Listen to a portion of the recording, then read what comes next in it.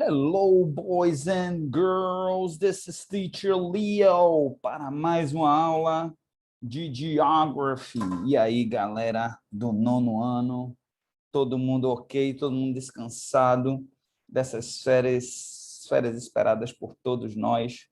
Espero que sim, galera. Espero que sim, porque agora a gente entra na reta final aí do ano, né? Na segunda parte, na reta final não, mas na segunda metade do ano de 2021, que para vocês é um ano especial, já que é o ano em que vocês se graduam, né? Vocês encerram uma etapa da vida de vocês, da vida escolar de vocês, no caso, encerrando aí o que antigamente era chamado de ensino primeiro grau, né? A gente hoje em dia chama ensino fundamental anos finais. E aí vocês já estão nos anos finais. Então, vocês encerram toda, né, o fundamental inteiro, que vai do primeiro ao nono ano. São 8 anos, 9 anos, né, de estudos aí.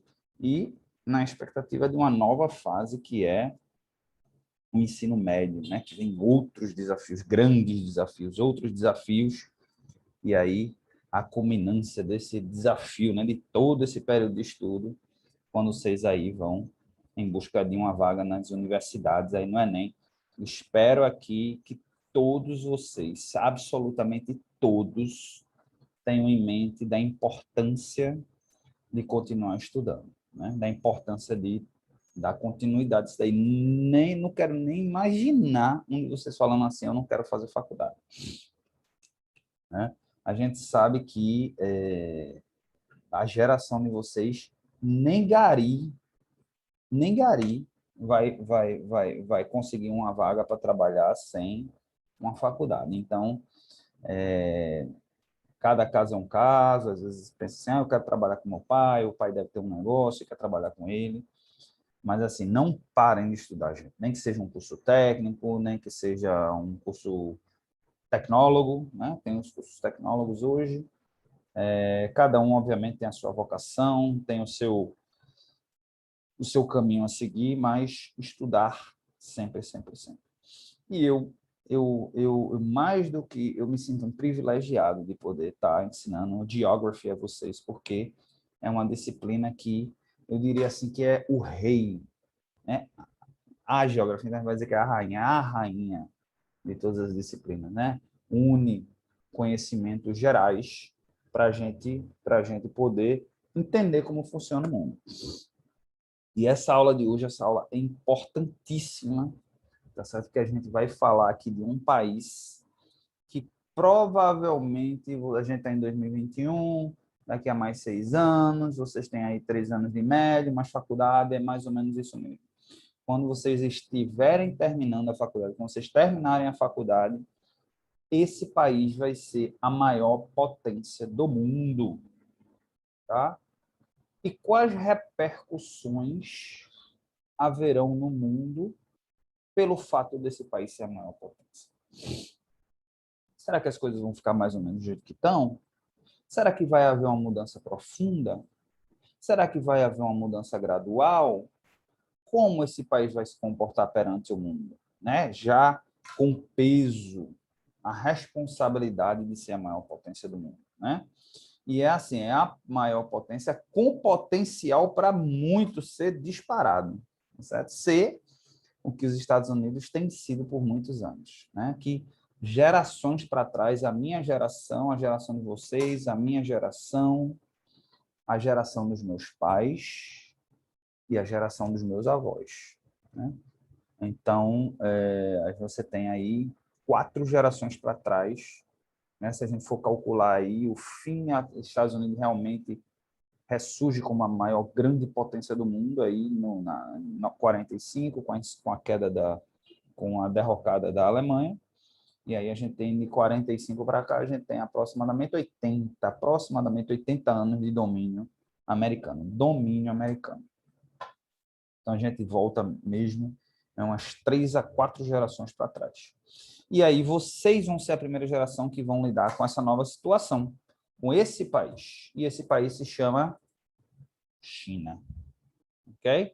China. Ok? E essa aula a gente vai entender, tentar entender mais ou menos como é que o mundo seria, como é que as coisas vão ser, né? Com a China sendo a maior potência, tá certo? Obviamente aqui tudo é muito em cima de especulação. Tem muita especulação aqui, então não quero que ninguém crie uma opinião pronta, tá certo? A ideia, na verdade, dessa aula é desenvolver mais um senso crítico, é dar o spark, né?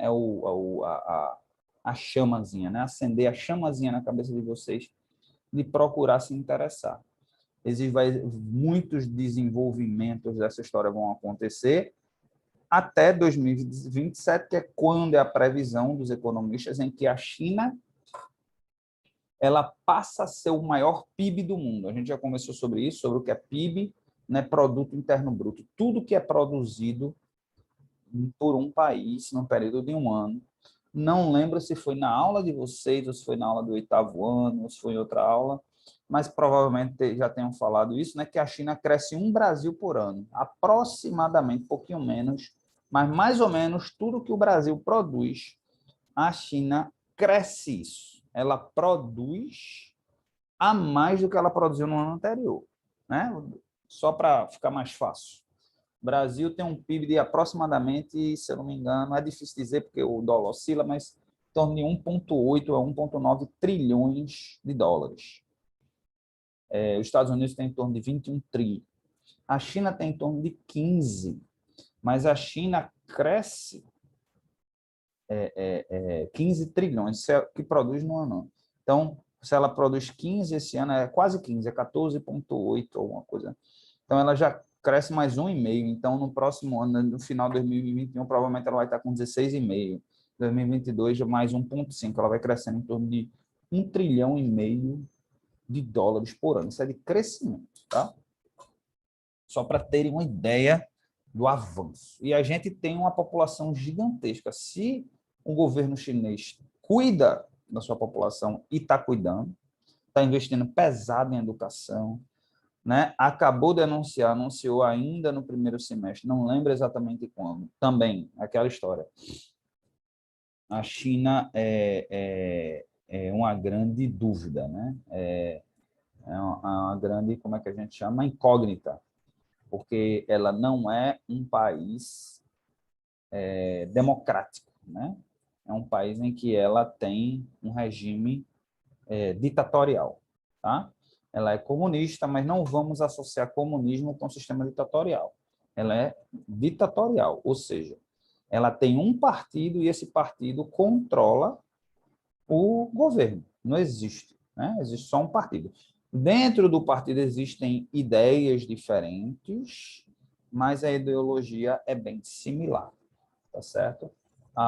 Então, assim, eles controlam muitas coisas, dentre elas tecnologias, dentre elas informação, dentre elas a mídia, né? Então, a gente fica meio sem saber. Mas a China divulgou recentemente que conseguiu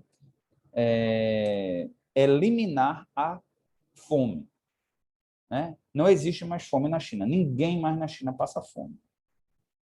E ela tem uma meta de, se eu não me engano, em não sei quantos anos, conseguir o que se chama de independência alimentar, né? Conseguir a segurança alimentar dela, chegar a um ponto que ela não dependa ou dependa o mínimo possível dentro de um mundo globalizado alimentarmente de outras nações. Então, para isso, a China, por exemplo, até desertifica, aliás, desertificar o ato de tornar um deserto, invertendo o processo de desertificação. Então, a China tem desertos e ela está transformando esses desertos em áreas produtivas, exatamente para investir na produção de alimentos para a sua população e focar apenas na produção de commodities no exterior. Então, por exemplo, o Brasil é o processo oposto. O Brasil investe em commodities e deixa de investir na sua independência alimentar. Quem é que promove essa independência alimentar? É o pequeno produtor. O pequeno produtor é que ele vai produzir um alface, é que ele vai produzir um coentro, é que ele vai produzir um tomate, é que ele vai produzir uma cebola, O pequeno e o médio, vamos dizer, o micro, o pequeno e o médio. Os grandes produtores, eles já têm uma visão mais de larga escala. O grande produtor, ele já pensa como um grande empresário. Ele pensa assim, como é que eu posso ganhar mais dinheiro? Então, ele diz assim, eu vou produzir tomate para vender tomate no Brasil a real? Não. Eu vou produzir soja, porque soja eu exporto. Eu exporto a dólar e eu ganho muito mais. E aí é isso que a China está fazendo. A China bota para eles, como o Brasil, para produzir soja, produz aí soja para mim, produz aí milho para mim, né? Produz commodities, que esses são produtos que são, na verdade, são comprados para fazer ração para animais. E a garantia, o tomate, a cebola, o feijão, né? Os produtos que você precisa para se alimentar, aí você produz por conta própria. Tá certo? A China está desenvolvendo isso daí, apesar da sua população de aproximadamente 1,4 bilhões, sem falar na questão educacional, que investe pesadíssimo, tá certo? E na questão educacional já se tem uma ideia de que seria o mundo com a China como primeira potência. A China investe pesado para que sua população, essa geração, saia da escola sabendo falar inglês fluentemente. Ou seja, nas escolas chinesas todo mundo estuda inglês com muita força, com muita, né, intensidade. Por quê? Porque o chinês pensa assim, eu como grande potência, é mais fácil eu fazer o meu povo falar a língua que todo mundo fala do que forçar o mundo inteiro a falar o mandarim, que, por sinal, é uma língua muito difícil de aprender para nós ocidentais. E a riqueza do mundo ainda está a maior parte do lado ocidental, que é com a América do Norte, né, Estados Unidos, Canadá e Europa. Você tem grandes potências surgindo aí, você tem o Japão já consolidado há um bom tempo, você tem a China, você tem a Índia, tem países como Singapura, você tem os tigres asiáticos, mas ainda nada comparado ao Ocidente, tá? Então, já dei um spoiler, né? Vamos lá. Então, what kind of superpower China will be? Novamente, isso daqui é um jornal americano, The Atlantic, inclusive, essa reportagem é uma reportagem mais antiga, eu vou dar só uma passada aqui na opinião deles, mas não vamos ter a opinião deles como uma opinião certa e consolidada. Vamos desenvolver o nosso senso crítico, é o que importa aqui para a gente nesse momento. Então, como ele diz aqui, como é que a China seria, né, como a maior potência do século XXI?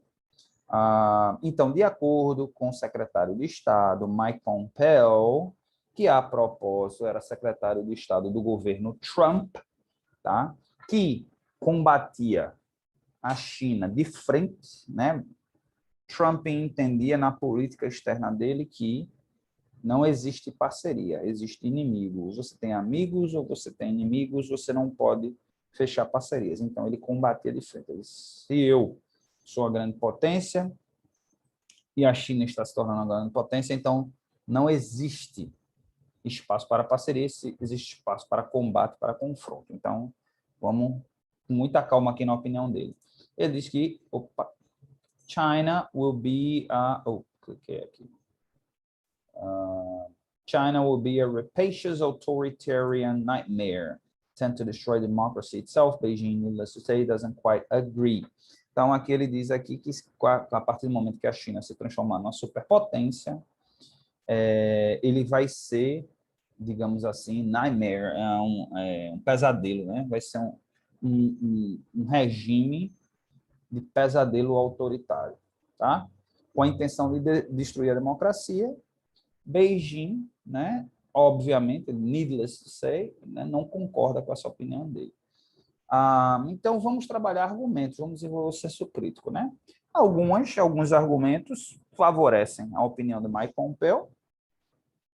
Por exemplo, a de que o próprio regime chinês é um regime autoritário. E isso daí faz a gente concluir, né? Faz a gente imaginar que, já que eles usam um sistema, e esse sistema funciona para eles, né? Vou botar aqui entre aspas, que funciona, a gente não sabe exatamente para quem. Regimes autoritários, acho que não precisa nem explanar sobre isso. O regime autoritário não é bom para ninguém. Tá? Aliás, vai ser bom para alguém, né? Para quem está no poder, para quem está sendo o autoritário, vai ser bom. Porque é muito bom na ordem. É muito dizer, faça isso, isso, isso, isso, e eu ficar aqui só de flosor, né? Mas para a grande maioria das pessoas não vai ser. Tá? E aí a gente tende a achar que ele vai implementar isso também ao redor do mundo, como grande potência. Por outro lado, existe também o argumento que diz assim, calma aí, eles podem entender que esse regime funciona para eles, mas não necessariamente para outros países. Tá? A gente não vive mais também, a China, a partir de 2027, quando ela se tornar a grande potência, né? Não quer dizer que agora ela é a dona do planeta Terra, né? Assim como os Estados Unidos não era dono do planeta Terra, não é o dono do planeta Terra. Obviamente tem um poder muito forte, tá certo? Talvez nunca houve uma nação com tanto poder sobre outras nações ao redor do mundo, tá? Nem Roma teve o poder que os Estados Unidos têm sobre o restante do mundo, tá certo? Eu vou elaborar um pouquinho sobre isso. Apesar de Roma, apesar de viver um outro momento, né? Apesar de Roma invadir outros países e dominar outros países, mas, por exemplo, Roma é um exemplo clássico, né, de que Roma conseguiu se transformar no que era exatamente por não impor em excesso as coisas, né? Então, Roma invadia um país, dizia, você agora pertence a mim, agora, vamos lá, calma, vamos sentar aqui, vamos fazer um acordo. Eu vou deixar você praticar sua religião, eu vou deixar você continuar com seu modo produtivo, eu vou deixar você usar a sua língua, eu vou deixar você usar o seu sistema judiciário, se houver o seu sistema governamental, em partes. Agora é o seguinte, você vai me pagar um imposto e eu vou botar alguém da minha confiança aqui para ficar de olho em você. Era assim que Roma fazia, né? Ao invés de impor, ao invés de matar os homens, ao invés de matar todo mundo, destruir para depois reconstruir, dizer, não, calma, me pague um negocinho que eu... E tem mais. Além de eu não interferir na sua vida, eu ainda vou lhe proteger contra os inimigos. Vejam como, gente, vejam como políticas, elas mudam. Existe um ditado que diz, nessa vida, nada se destrói, tudo se transforma, né? Então, na física, né, a energia ela não se acaba, ela não se dissipa, ela se transforma. A matéria ela não se dissipa, ela se transforma em outra coisa. Então, mesma coisa, estratégias, ideias, mesma coisa. Os Estados Unidos, com a derrocada, com o domínio, né, com a destruição do sistema do poderio alemão, do poderio bélico alemão, ele faz essa mesma proposta para os países europeus. Os países europeus devastados, mas, olha, vamos fazer o seguinte, eu vou lhe reconstruir e eu vou lhe oferecer proteção. Certo? É aí onde existe o surgimento da OTAN, né? Organização dos Tratados, OTAN, né? Os tratados, né, das nações, tarará, tarará.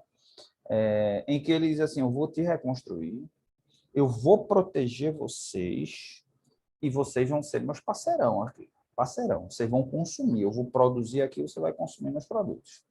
E aí é bom para os Estados Unidos, porque a produção vai lá para cima, gera emprego, riqueza, renda. É bom para a Europa, porque a Europa está devastada e ela é reconstruída, a economia pode retomar. E é bom porque ela também está sem capital para se proteger novamente. É bom porque elas se unem, os países europeus se unem, junto com os Estados Unidos, para evitar uma nova Alemanha. Né? Se surgiu a Alemanha agora, qual a garantia que a gente não tem que vai aparecer outra? Então, mais ou menos o mesmo sistema romano, só que com a roupagem diferente. E, vocês são independentes, vocês, o governo é de vocês, tudo assim, assim, assado. Só que, ao invés de cobrar um imposto, é assim, não, compre meus produtos, e aí tem a margem de lucro. Então, usa o sistema capitalista para ganhar com isso. Tá certo? Então, a China, a gente tem nenhuma dúvida que a China também vai usar uma estratégia diferente e já usa essa estratégia diferente, que é através exatamente do investimento pesado em tecnologia.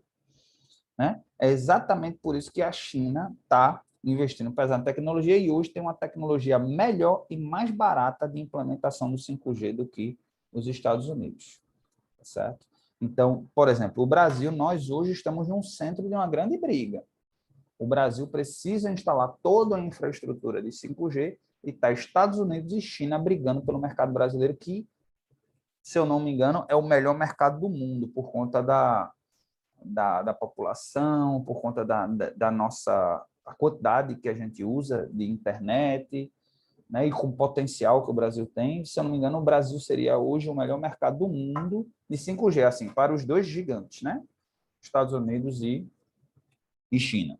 Então, ao implementar, existe muito mais do que uma intenção financeira em cima disso. Você, quando instala um 5G, você passa a ter acesso a todas as informações, a database, a tudo que acontece dentro do país, você vai saber através do 5G, porque todas as casas hoje em dia têm um Wi-Fi. Em teoria, você pode espionar todas as casas do planeta Terra, todas as casas que existem um Wi-Fi, se você tem tecnologia para isso. E o 5G vai permitir isso. Então, essa guerra, a guerra é muito maior, a guerra tecnológica, né? Existe também uma questão de que os Estados Unidos, mesmo a partir de 2027, a China, sendo o maior PIB do mundo, mas ela ainda nem é de perto, ela não tem nem de perto o poder bélico que os Estados Unidos têm.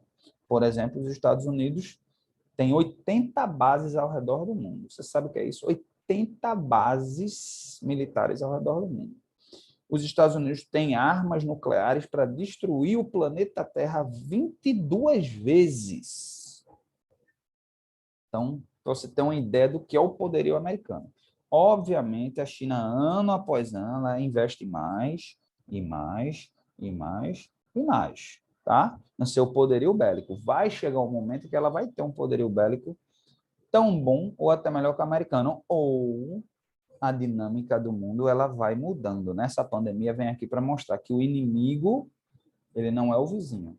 O inimigo é invisível. O inimigo pode ser uma doença.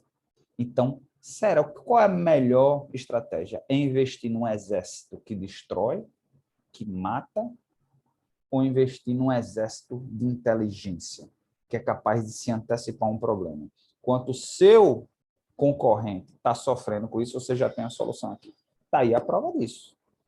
A gente vivenciou isso agora, e é por isso que muita gente acusa a China de ter criado esse vírus. A China foi o primeiro que aconteceu, mas também foi o primeiro a sair, e aí acabou saindo bem com essa história.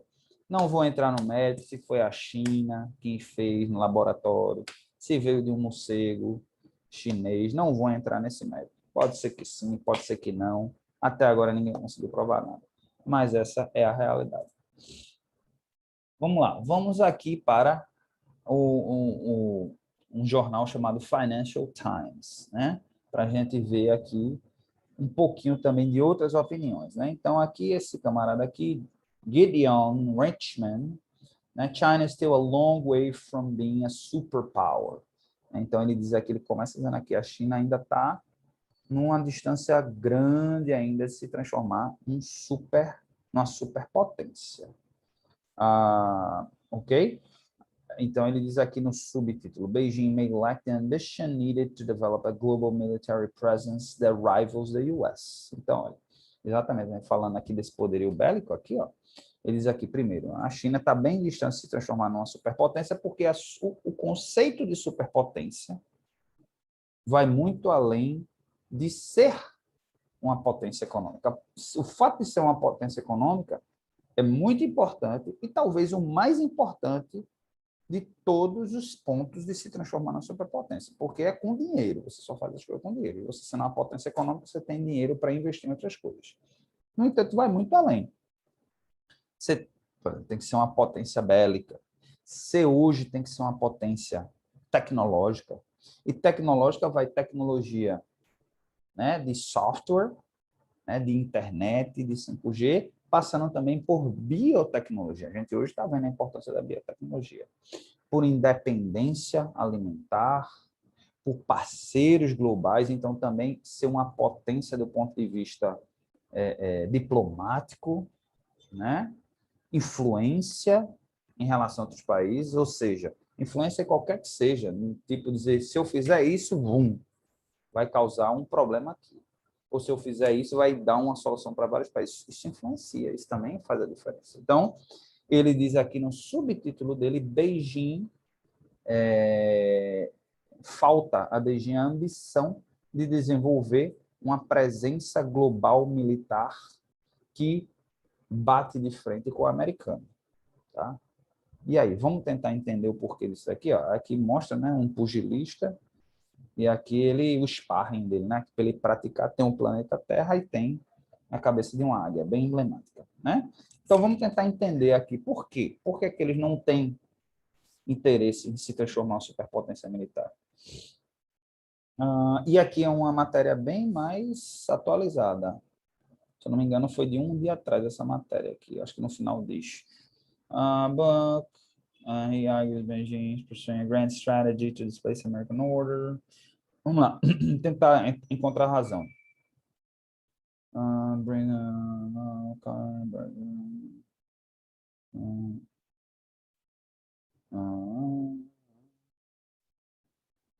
call for servant Chinese like the American upset. Ok, eu quero saber na parte militar. Aspiration will more chance from more violence and more vested in less. Opening down whether it was to prevent more like Medeiros, take the burdens.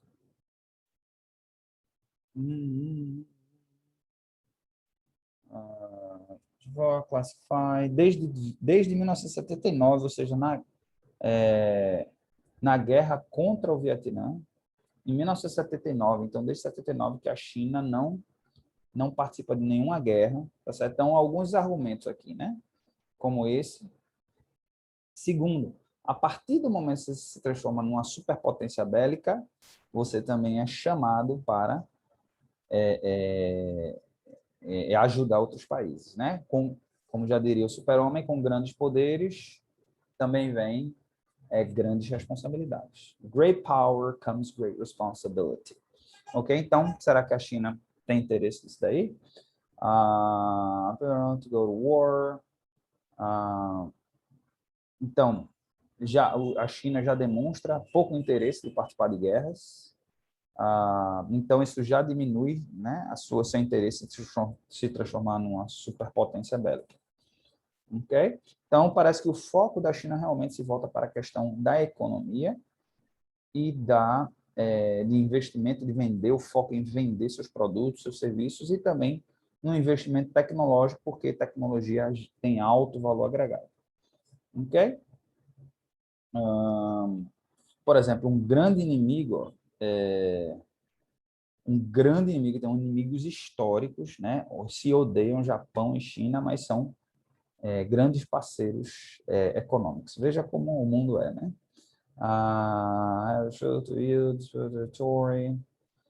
Então, eles se envolvem muito pouco nos embates territoriais nas regiões ali. Eles só se envolvem naquelas regiões que interessam a ele.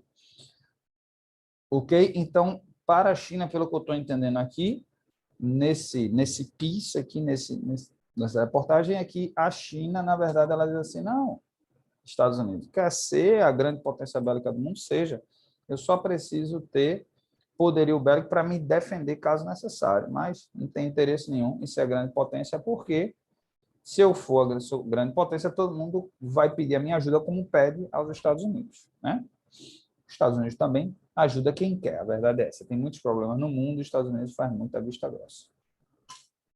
Ok?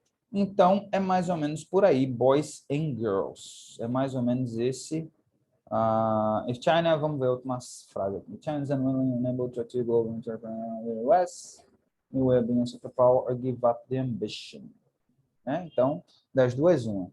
Ou a China, ela, né, acha outras formas de se transformar na superpotência, ou ela desiste, ou ela diz assim, não, faço questão de ser a superpotência do mundo, faço questão de rivalizar. Não. Eu, particularmente, eu acho que a China, ela diz assim, o grande exército do mundo, do futuro, não é o bélico. O grande exército do futuro é a tecnologia, é a biotecnologia, é investimento em soluções, porque cada vez o mundo vai ter mais problemas. Por exemplo, a China está bem mais avançada que qualquer outro país na questão do investimento da que a gente chama de indústria verde, né? Indústria em prol de preservar o meio ambiente e de trazer soluções para a sua população para sobreviver às mudanças climáticas. E aí, né? Eu estava vendo na Netflix até um documentário dizendo que essa década vai ser decisiva. Essa década de 20, entre 2020 e 2030 vai ser decisiva. Se a gente fizer alguma coisa para mudar o curso da destruição climática, a gente pode sobreviver. Se não, é certeza de destruição. Algumas nações, as que mais investirem em tecnologia, em sobrevivência, vão sobreviver, outras não. Então, pode ser que na próxima crise, pode ser uma pandemia, pode ser um vírus, pode ser uma bactéria, pode ser uma crise global do meio ambiente, certamente a China vai sair na frente de todo mundo. Ok, boys and girls, então that's it for today. Gostaria de desejar a todos uma ótima volta às nossas aulas presenciais, né? Nossas aulas, de maneira geral, presencial ou não. Acho que a gente fica até o fim do ano aí nesse formato híbrido. Mas, se Deus quiser, a gente vai ter aí pelo menos 70% da população, estou sendo otimista, 70% da população vacinada com as 2 doses até dezembro. E aí a gente sai desse perrengue. Ok? See you later, alligators.